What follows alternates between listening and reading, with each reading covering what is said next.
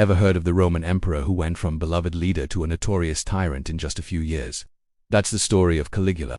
His reign started with so much hope, but it quickly spiraled into one of history's most shocking tales of madness and cruelty.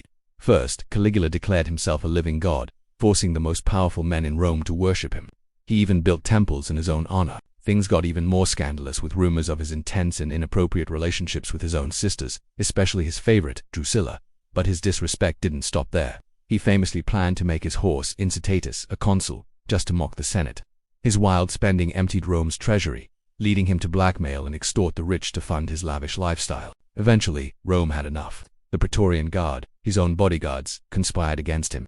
They assassinated Caligula, his wife, and his young daughter, bringing a brutal end to his terrifying reign. Thanks for watching, and don't forget to subscribe for more crazy history stories. History is filled with rulers who were cruel, eccentric, or just plain incompetent, but few combined all three with such terrifying flair as the Roman Emperor Caligula. His name has become a byword for tyranny and madness. But was he truly insane, or was he a cold, calculating monster who pushed the limits of absolute power just because he could? Let's dive into the scandalous, shocking, and ultimately short-lived reign of Gaius Caesar, better known to the world as Caligula. When Caligula came to power in 37 AD, Rome breathed a collective sigh of relief. He was the son of the beloved general Germanicus, and the people adored him.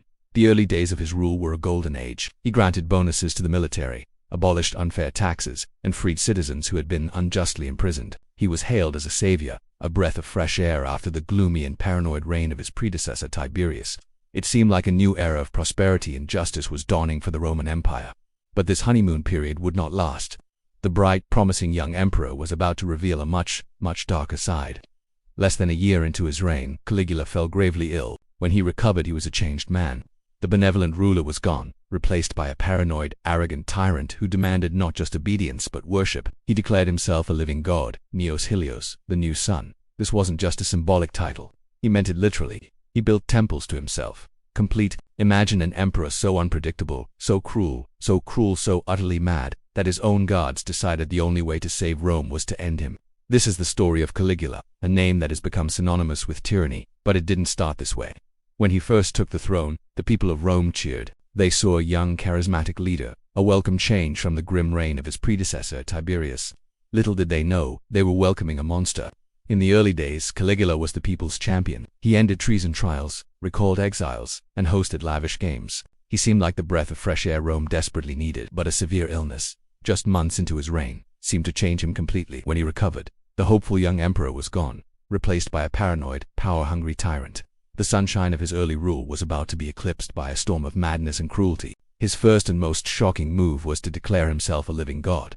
This wasn't just a political statement. He demanded to be worshipped. He built temples to himself and even had the heads of famous statues of gods, like Zeus, replaced with his own likeness. Senators, the most powerful men in Rome, were forced to grovel and kiss his feet. He would dress up as various gods and goddesses, one day Jupiter, the next Venus, and parade through the streets, reveling in the forced adoration of his subjects. This wasn't just arrogance, it was a complete break from Roman tradition and a terrifying sign of his unraveling sanity. But his divine delusions were just the beginning.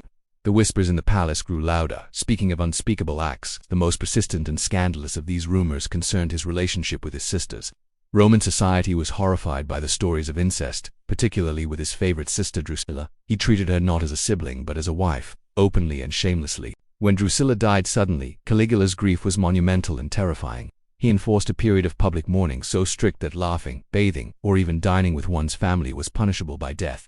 He had her deified, officially declaring her a goddess. The diva Drusilla, a move that shocked even the most jaded Romans. His love for his sister had twisted into a public spectacle of grief and blasphemy, further cementing his reputation as an emperor who respected no boundaries, divine or mortal. As his ego swelled, so did his contempt for the established order of Rome, especially the Senate.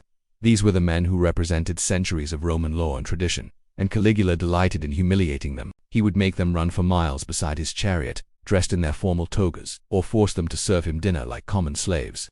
But his ultimate act of mockery was directed at the highest office in the Republic, the consulship.